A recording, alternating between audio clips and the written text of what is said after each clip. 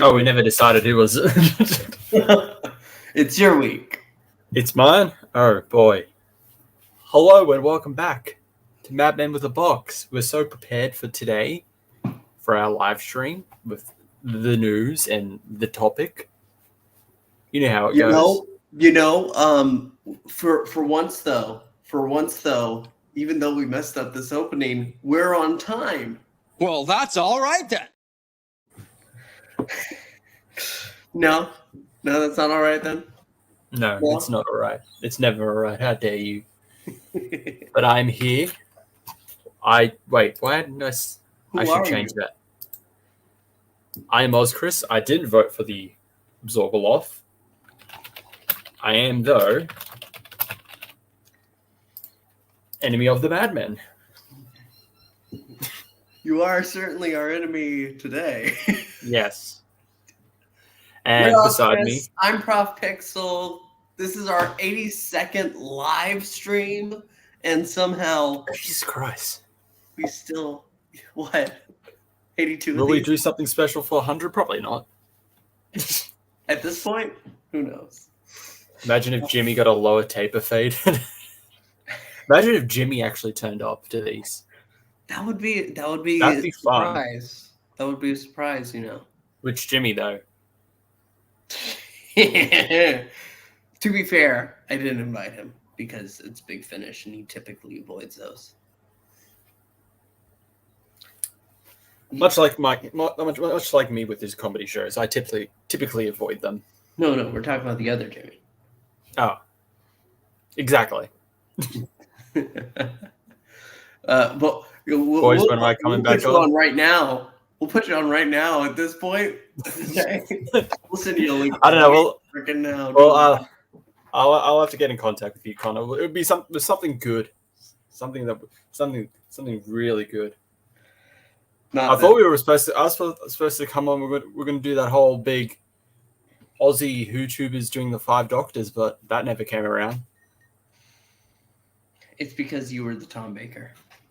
Yeah, I was never there. I was there. But we have some news for once for Doctor Who, and at the end of the stream, we're going to be reviewing the Big Finish audio story Enemy of the Daleks, not to be confused by the unproduced novel Enemy of the Daleks. Yeah. Actually, look that up. There is an unproduced novel called Enemy of the Daleks. Yes, I read that about that. You forgot about that? Yeah. Yeah, no. It's all right. But I guess this is our only real news, the biggest news that's come out. A new companion? A new companion? Yes. So, before we even get to the new companion, the news we have about the older companion, the first companion for Ncuti Gatwa's era.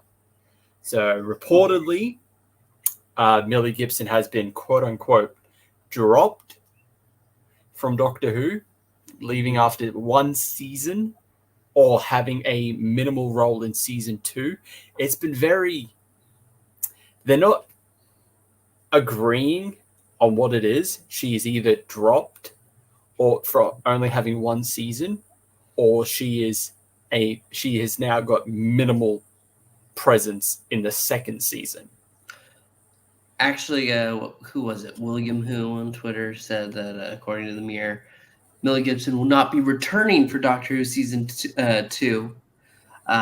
She's now officially left, but has a few reoccurring appearances, which we've seen her recording for the show for season 2 already. So we know she's there somewhat. But the Mirror... So how she... Wait. So how can she be not returning, but also still have appearances in it? That doesn't make sense. Those are 2 contradicting terms. Those are 2 contradicting sentences. Oh, I'm not coming back for season 2, but I'm also in season 2. Yeah. Jimmy got dropped from Mad. Yeah, we dropped Jimmy. We were replacing him with someone else. That's right. We have a Let me get the cast list of Andor. Who could we replace him with? the cast list of Andor. We're replacing him with Stellan Skarsgård. He's our new madman. I would love that. Holy crap, he'd be great. Or then Baron Harkonnen himself. But yes, so there's been very rumor heavy about what has caused Millie to be dropped or leaving Doctor Who. It's they're conflating it to the reports last year that she's been a big diva on set, stuff like that. So they're backing up rumors with rumors. So, very, that's how you do it. They went to the Nerdrotic School of Reporting. There's no facts here. As we know, there's no facts here. But news of this also came out, apparently, of the new companion betrayed by Varada Sethu, who most people would know from Andor, the Star Wars series on Disney Plus. One of the only good ones that isn't Mandalorian season 1 or 2.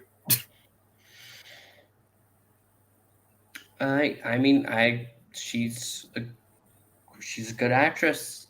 I'm That's excited. the only thing I've seen her from, and I liked her in that. So I'm excited to see her in season 2. I think I just do think that it's kind of also bad on her because it's conflated with the whole rumor mill about dropping Millie Gibson at the same time. So it's like, instead of it being this big, here she is, here's our new companion, it's like, here's our new companion because apparently the previous one may or may not have been trouble. But here's the thing. The reason why this post came about, Shurigawa, RTD, and Millie Gibson are all following the new companion. Yeah. They all have interactions with her. She's not dropped if she's still in the show. She's still there. But the thing is, Russell has pretty much gone radio silent on Doctor Who, funny enough. Yeah, that's kind of my problem. And I'm agreeing here with Connor in the chat. He says, I really hate this drama. They could easily put out a statement, but no, this is meant to be the golden era of Doctor Who. Golden era my ass. Exactly. That's one of my problems, is that the BBC and RTD are being very silent on this. RTD could just do a single, he doesn't have to do this whole press tour about it. He could just do a single post saying this is not true, yada, yada, yada, love Millie, but she's got commitments to different stuff. So. Hey, what's up, boys? Yes. Hey, what's up? Drama. How you doing? Hello. I'm good. You guys are back. You guys are back now. Aiden's back from his little holiday. Yeah, it was 3 weeks of scheduled uploads. Felt weird. I didn't really feel like a YouTuber for a while, which upset me because I love doing it. Thank you for letting me come on though. This whole thing I just commented. It really just 2 minutes. My boss is yelling at me. Hang on. I'm on the phone. I'll be 2 minutes. Sorry. Gotta talk about Doctor Who. Hey, this is worth it. This whole thing has really pissed me off because we're supposed to be in this Disney Plus era, and it's there's all this drama going on. And it's just really annoying me. I don't know why they don't just release a statement, because now everyone's just speculating, and it's just making things worse. I don't know. It just bugs me. It's where's the professionalism? To be fair, this has been the last 24. That post was this post is from the 19th, but the discussing post, the 20th. Okay, I guess it's been going on for 4 days, really.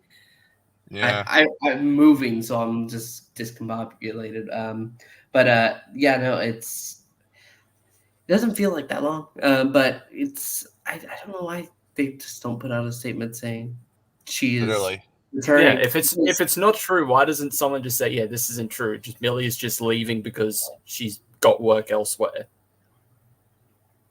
Honestly, yeah, it feels like we have taken a step back into when BBC was behind the marketing of the show. Yeah. And they were in charge of the press statements. I don't know. Russell. Yeah, it's Yeah, weird. let's just spoil everything. Good one, BBC. It's odd as well. Like, did you? That's the thing. Like, I feel like I feel like fucking Sherlock Holmes with this shit now because I'm like reading into everything. Like, I saw a clip from the commentary for Church on Ruby Road, and Russell made a comment, and Millie was on it. Russell made a comment about her returning to Corrie or Coronation Street. Sorry for people who don't know what that is. It's a British soap that Millie was on before.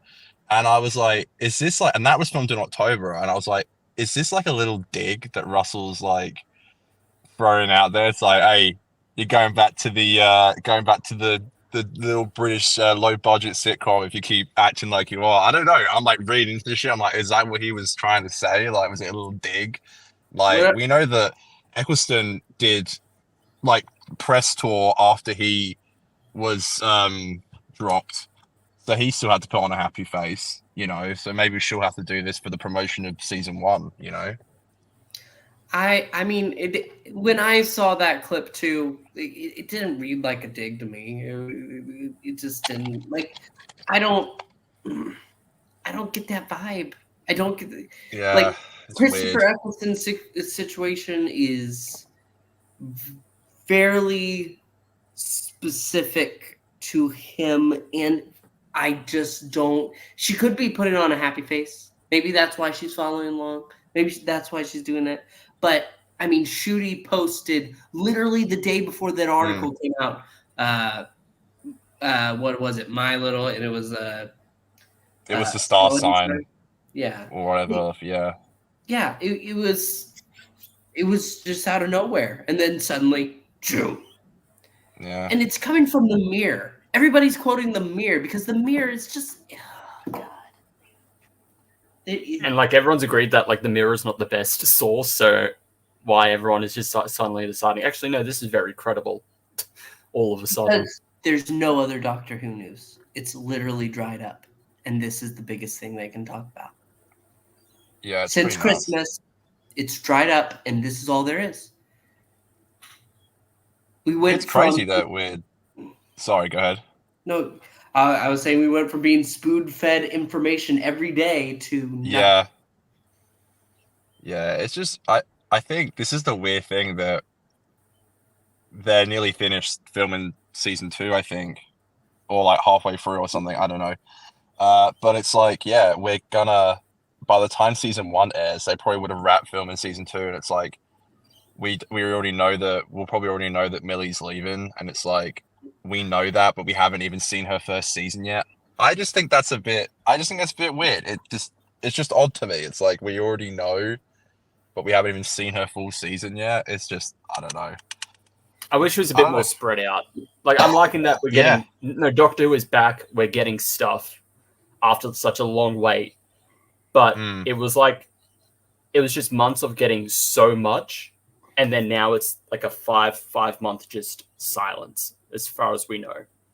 Just like completely dead silent, and we're getting nothing aside from they're filming, but that's it. And the fact we haven't even seen season 1, and it's like, okay, now we know that Ruby's leaving. Like, but we know it's so odd. We know she's leaving the TARDIS team, but she has a recurring role at least in a few episodes for season 2. She's there. It's not like so weird. It's literally bonkers. I literally have no idea what's going on. That's like that's just, I don't know how that's. We'll have to wait to actually. Well, we probably won't know until like next year once we get to season 2. But like how that's going to work. Okay, she's out. Is she leaving at the end of season 1, but then still appearing in season 2 as just like, hey, it's me, it's Ruby. Let's go hang out. Yeah, apparently she's not in the Christmas special this year either. So does that imply that she leaves at the end in the season final of season 1 and then comes back a little bit in season 2? It's like, why isn't she there for the Christmas special? I gotta bounce. I'm gonna get in trouble. Yeah. No problem. Thanks for coming on. I'll keep listening. Much love, guys. Thanks. Have a good one. But yeah, what I was gonna say, it's really like kind of Martha-esque. She's a companion for a full season and leaves at the end of the season, and then series 4 makes a few appearances. Like, I mean, if that's it, four appearances in the following season. If that's it, then that's not a problem. Russell, come on, give us something new, okay? Don't do that again. Well, that was something different too, because didn't she have other work during the time too? Who, Freema Agyeman? Yeah, I think so. Yeah. So yeah, I mean, maybe Millie has some other things going on. I mean, I don't know a bloody schedule. Exactly. I'm not a manager. And how do we know? Here's the thing: they've already. Has this been in the plans all along too? But considering Russell said he's like planned out what was it, like three or 4 seasons or something? 3 seasons, and they're working on season 2. They have season 1 done. Yeah, and they're almost halfway done with season 2, as far as we know. Maybe I feel like So probably by the time that season 2 actually airs, Russell's probably announced to leave, and then we get his replacement. No. I don't think he didn't say that I only have 3. He said maybe that'll be for season 3. It's in the works. Pardon me. Because it is, and that's what he's doing. He's setting it up for, setting it up so that way there's Doctor Who every year. But this is drama that's just totally unnecessary, and I could just easily resolve by saying something. It's also easily resolved by destroying the internet. Nuke it. It's situations like these in which Landry's right. The internet is just ruining all. Yeah. It gives us all this information. Look, we have all these new looks at the new companion. It looks great. Yeah, she looks great. Although I'm starting to feel like I'm taking Jimmy's role now. I do like when he's getting different outfits. I need to see more of his actual Doctor outfits. I'm liking these like era specific outfits he's wearing for the times, but we hardly see anything of his these quote unquote 2 official outfits. Because they're garbage. One of them is okay. It just has a terrible color scheme.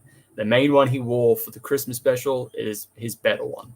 It's his best. Yes, but his okay one is just no, it's not okay to me. It's a garbage choice. Like, you chose a long coat and it's matching your pants, and then you have an orange shirt on top of it. It's just, it doesn't. Yeah. Not right. But anyway. But so I feel like with what this setting, with what this was going on, his outfit, his main outfit he wears for the Christmas special could have kind of worked in here. Like, to a degree. Because he's wearing similar shoes. Or similar-esque shoes. Love the costuming. I love the whole era that you could tell that, like, it's so timely. It's great. I like that he's essentially going, like, he's fitting in so he doesn't stand out too much if they're, like, trying to have fun or they're investigating something. But, like, we need to see more of his actual Doctor Who outfits. Does his hair regenerate? Ashan says, the person who wrote the article from the Mirror has some insider information, though. She has a history of getting things right. There are some parallels between the 2 situations.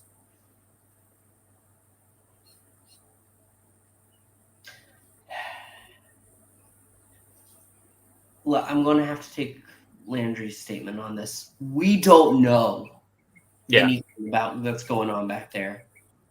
We don't know. What we do know is that Millie is following this actress, and now this actress is involved in Doctor. That we know. Millie has filmed for season 2 already. Scenes. We don't know if she appears in anymore. There's nothing to say that there's not. And what else? What else? I mean, we have all of season 1 that's just Millie. Maybe they resolve Millie's storyline at the end of season 1, and they don't need to kill her off. Not all companions need to die. Yeah. Only Moffat needs to kill all his companions. And I love Moffat, but that's a Moffat thing. Oh, Moffat. Moffat, my sweet. Let's talk about toys. Toys. We love Because- toys. This actually added to the whole kerfluffle, because somebody put a statement that, oh, well, they went ahead and showed these off, but there's no saying that these toys will actually come into production. And there's doubts about a Ruby Sunday figure. That's the dumbest statement. That's the dumbest statement. What, you're going to make a Warth Warrior, but you're not going to make a Ruby Sunday? I don't believe that. That just sounds like bullshit. Deep breaths. Deep breaths. But the toys look good, actually. Yeah. I probably won't get them, but No, I won't either. But that... obviously I wouldn't have a chance to get them if I wanted them because the site will probably crash by the influx of people trying to get it. Yeah. Like what's going to happen with the 15th Doctor's Sonic remote. I still don't like it. I'm sorry. I'd probably buy it, though. I wouldn't buy it. I still don't like it. I don't see why he couldn't just have 14s, considering that amounted to nothing. And while I do agree, I don't like when the sonic screwdriver is overused. Was there a point of 14 having this new exclusive sonic screwdriver, and it gets most of its mileage in 1 out of the 3 specials? It was the aesthetic. What is the anniversary aesthetic? Yeah. Look, it's a screwdriver that's Sonic. got bits and pieces from other screwdrivers. That's literally what it is. I'm not gonna lie. I mean, I don't hate that because that was the whole point of his outfit. Reason why they went ahead and spiked his hair again. And just go ahead because they needed to capture that moment. They needed to capture that feeling. That screwdriver is still a great screwdriver, but it's not an original screwdriver. It's a screwdriver to celebrate the new ones. Like Landry said, it's his magic wand. But this is like a pocket knife. Sonic pocket knife with little bits and bobs. Not buying it. Don't care. Ratio L plus ratio. plus unlimited rice. Your Sonic is the click remote. Etc. And finally, the Fugitive Doctor, and this you can go ahead, I believe, in order, if they haven't sold out. If the site is still up. The Fugitive Doctor and her TARDIS. It took so long for them to do this. So long. 4 years. Good on them. Still not buying it. Don't care. And now we just need an announcement for her audio dramas. Hurry up, Big Finish. Come on. I'll break into Big Finish Productions myself.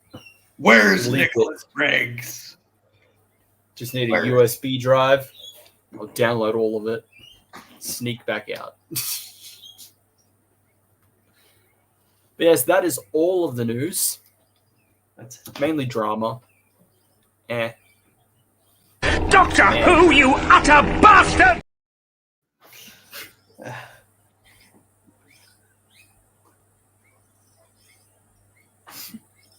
You That's how I bastard. feel. That's how I feel about most of the news today. Yeah, pretty much. Oh, and I was showing Pixel earlier. I got this. I got the annual. Boy. I got the official annual 2024 with a not so good cover. Yeah, no. They went to the. I'm guessing they saw the second Doctor Adventures, James Robert McCrimmon cover, and thought, yeah, that's a pretty good influence.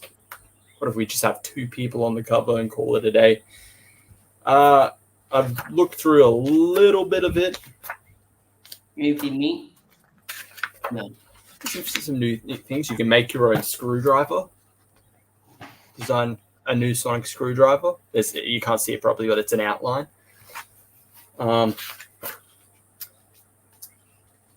Eric Roberts, as someone pointed out when this came out, Eric Roberts is not in the master list, so I'm gonna go burn this. You know he has a new audio drama coming out next month. Hell yes. Better be good. Better not be just a Vienna box set again. Better be I don't think good. it will be. I hope. It's so funny because there's a part in here. It's just like evolution of the Cybermen, and it's just like missing a whole lot of Cybermen. I'll try and find it. Yeah, it's like evolution of the Cybermen, and it just goes Mondasian, Cybus. I know you can't fit a lot on the page, but like you're missing a huge chunk.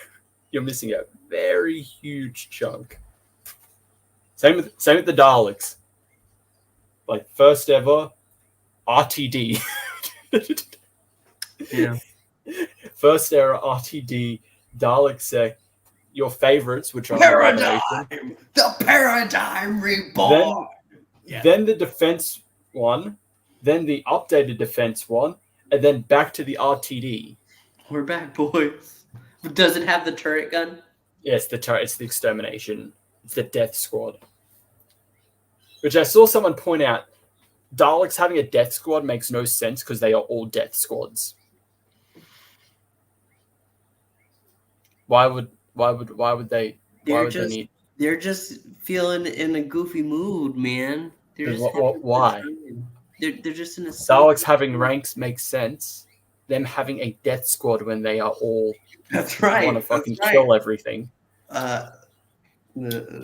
If you fucking bring up the Paradigm Daleks again, I'm gonna reach through. The Paradigm has the ranks for a reason, man. They knew it. Do you want me to fucking bring up Eternal again and tell you why that's a stupid rank because it makes no bloody sense? You just have to wait. All will be revealed. Will it though? It'll be eternal. It took him what? When was Series 5? 2011? 2012? No. 2011? Yeah. It took him 13 years and a different writer to tell us what the fuck eternal means. Yes. Doctor Who. Somebody else can't be asked to explain it. Someone else will do it for them. That's literally what Big Finish is for. Anyway. Thanks, Nick. Thanks. Speaking Jason. of Big Finish, Enemy of the Daleks. Enemy of the Daleks. Yes. Enemy of the Daleks. I had this page up before. Why did I delete it? Why did I close it? Yes, so Enemy of the Daleks, which is a 7th Doctor story in Big Finch's monthly adventures range. Rip in peace. We should bring it back. It is written by David Bishop, who also did.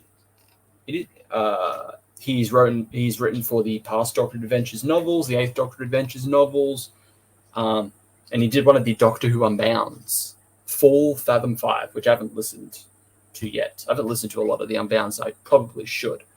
But Enemy of the Daleks sees the Dr. Ace and Hex arrive on the planet of Bliss where the Doctor reveals that a great tragedy will happen on this planet, and he will make sure it happens. What it is, it turns out to be the enemy of the Daleks. So, I've listened to this before. This is your first time. What was your thoughts on Enemy of the Daleks? Who doesn't love when the Doctor feels a little bit bad for the Daleks? Basically, no. I mean, there's scientist who goes ahead and makes something that can destroy the Daleks, something that will go ahead and embed itself into its flesh, a parasite. They'll go ahead into the steel and just destroy it completely. And it turns out he makes something that is potentially worse than the Daleks. Well, potentially is. They Is worse than... They say that. Is what they say. The Doctor, the Doctor in the story addresses Genesis of the Daleks. Yeah, it's very... What if this was Genesis, but with another species? Yeah. And this time he says, I have the right. Yeah. And he A gets tragedy has to happen on this planet. I will make sure it happens. I have to do it. Unlimited rice pudding, etc., etc. Etc. Yeah, Sean says, it's the weakest story in a very strong trilogy. I'm trying to remember. What's the trilogy? Oh, yeah, this is after... Because before this is the Magic Mousetrap, which has the Celestial Toymaker. Yes. That's good. That's really good. After that is Angel of Skutari. I haven't listened to that, but I've heard some good things about that as well.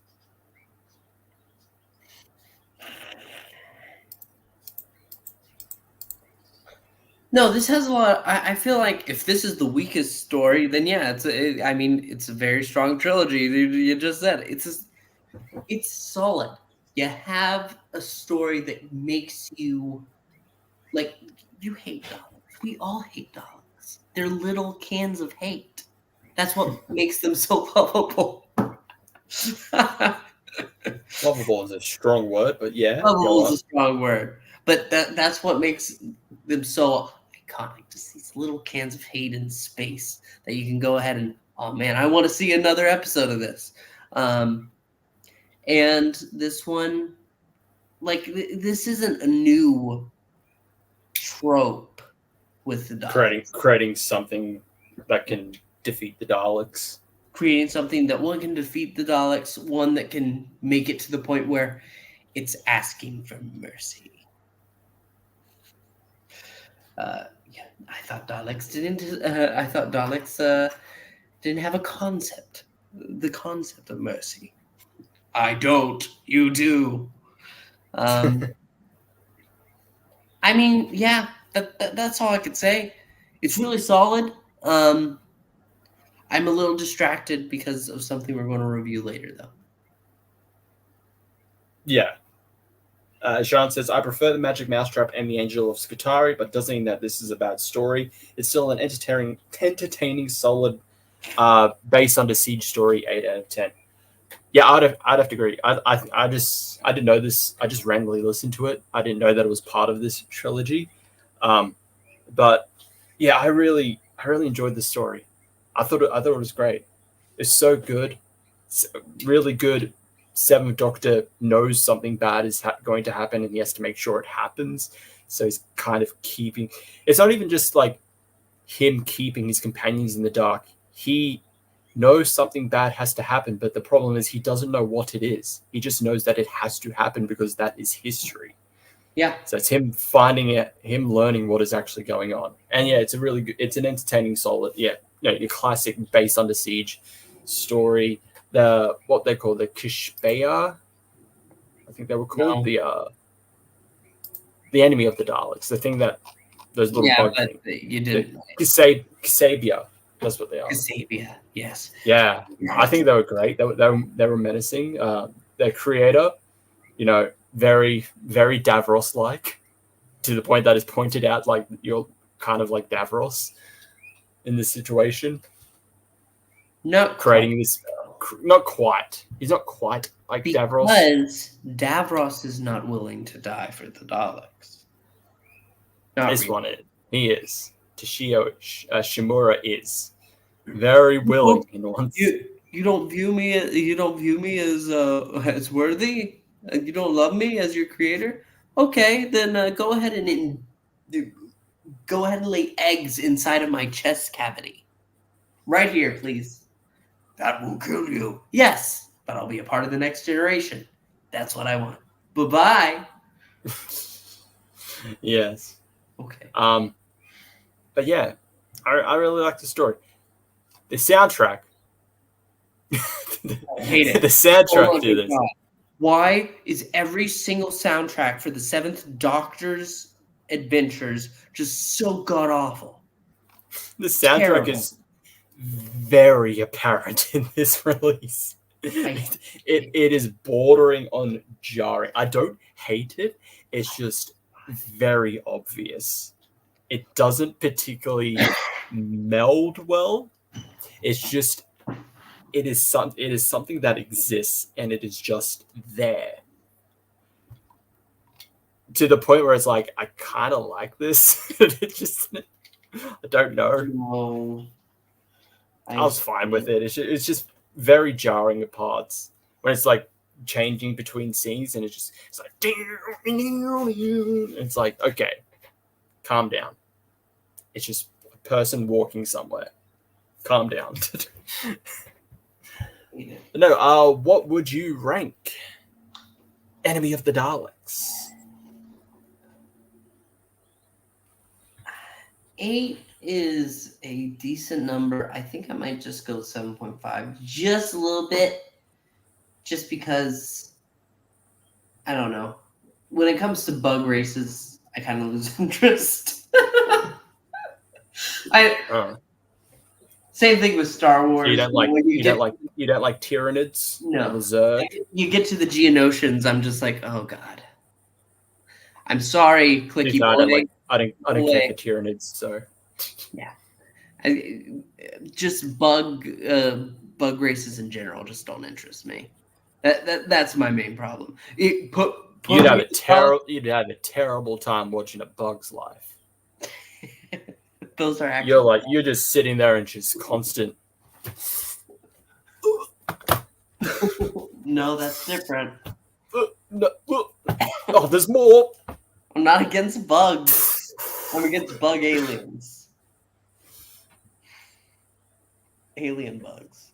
But no, give me the Daleks versus the Mechanoids anytime. But yeah. No, as soon as you get bugs, it's like, oh. It's tough to be a bug. We're pollinators. Anyway, I think 7.5 though. 7.5? Yeah. Yeah, I would have to agree. 7.5 out of this. It's entertaining. I liked it. It was interesting. Yeah. I liked everything about this.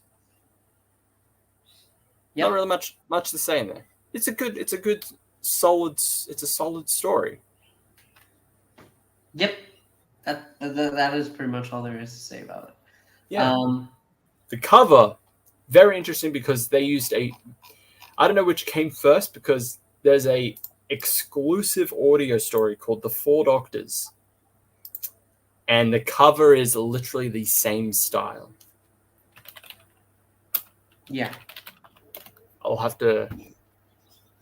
I think it's called The Four Doctors. I'm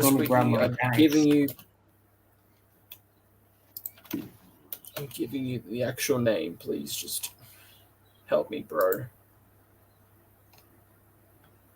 Yeah, very similar art style. Also has a Dalek on it. So the cover artist is like, well... There's a couple of covers like this one exactly, with the Dalek on the side and faces looking at it. Dalek Empire's whole look was that. That's true. It's very true. But no, that's it. 7.5 for Enemy of the Daleks. Go listen to this trilogy.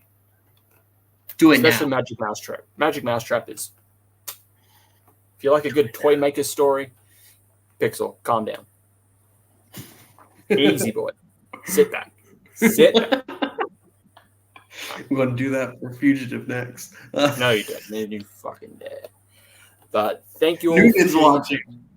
Careful.